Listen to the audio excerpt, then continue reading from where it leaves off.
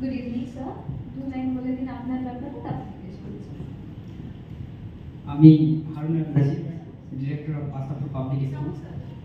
I am coming from Malda, West Bengal. Sir আজকে ইভেন্টটা attend করে আপনার কেমন লাগলো, ওভারঅল এক্সপিরিয়েন্স কিরকম ছিল?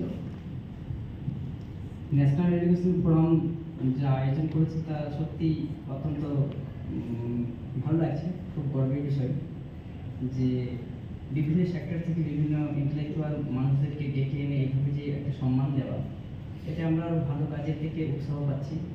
আর আমি তো বলবো যে ন্যাশনাল এডুকেশন ফোরাম যেহেতু এডুকেশনের উপরেই কাজ করতে চাইছে, তো আজকের সমাজে যে সমস্ত বাচ্চারা রয়েছে বা আগামী প্রজন্ম, এদের মধ্যে ট্যালেন্টের অভাব নেই। প্রত্যেকটা বাচ্চা লাইক এ মাঠ, কাদার মতো, তাকে যেরকম ছাঁচে তৈরি করবে ঠিক সেই রকমই তৈরি হবে। তো national education forum teachers training যেটা দিতে চাইছে, এর উদ্দেশ্য হচ্ছে যে আমরা যেন সমাজের প্রত্যেকটা স্তর থেকে সেই ট্যালেন্টগুলোকে খুঁজে বার করে তাকে উপযুক্ত জায়গায় পৌঁছাতে পারি। আর আমি সেই একটা পুরাতন কথা মনে করে দিতে চাই ন্যাশনাল এডুকেশন ফোরামের এই স্টেজ থেকে, যে पाँव में जूता हो या ना हो, हाथों में बुक्स होना चाहिए। तो because A books can change the world, so books सबके हाथ होना चाहिए। नेशनल एजुकेशन फोरम ये एक बहुत बड़ा प्लेटफॉर्म है, और आज के दिन हमारे जो सम्मान मिला है, मैं बहुत खुश हूँ।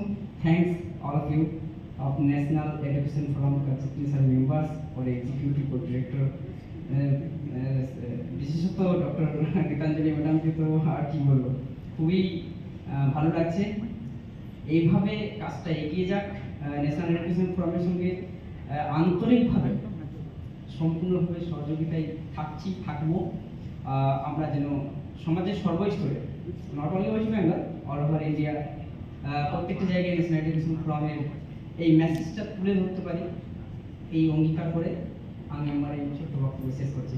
সকলেই ভালো থাকুন, সুস্থ থাকুন। একটা সুস্থ পৃথিবী, একটা সুস্থ দেশ, এটাই দেখে যেতে চাই। আর কি হতে পারে একটা মানুষের সেবা চান। সবাই ভালো থাকুন। ধন্যবাদ।